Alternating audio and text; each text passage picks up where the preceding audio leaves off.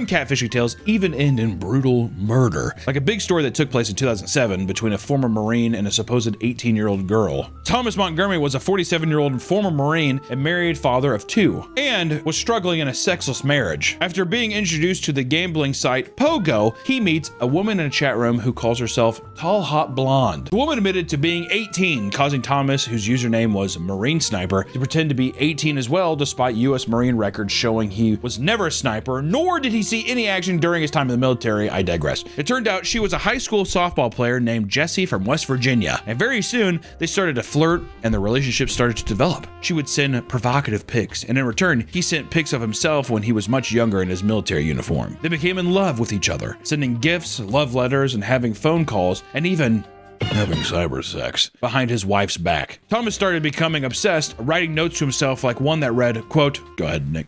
On January 2nd, 2006, Tom Montgomery, 46 years old, ceased to exist and is replaced by an 18-year-old battle-scarred Marine. He's moving to West Virginia to be with his love of his life. Meanwhile, at work, his co-workers were hearing him openly brag about dating a teenager. One of them, 22-year-old Brian Barrett, would even get involved as well. She was disgusted and felt horrible for the young woman, so he wrote back explaining that he was a middle-aged father and not the man she thought he was. She also gave Jessie the contact for Brian Barrett, who was closer to her age. Jessie wanted revenge after being catfished, so she started chatting up Brian, moving into yet another romantic relationship. This rivalry between Thomas and Brian would lead to a tragic event. Thomas was fed up with Brian, so he brought a rifle with him and confronted Brian as he was sitting in his car after work, shooting him 3 times and killing him. His body was found 2 days later, and Thomas was arrested on top of being hit with a truly shocking discovery. It turns out that Jessie was a middle-aged mother named Mary Sheeler pretending to be an 18-year-old girl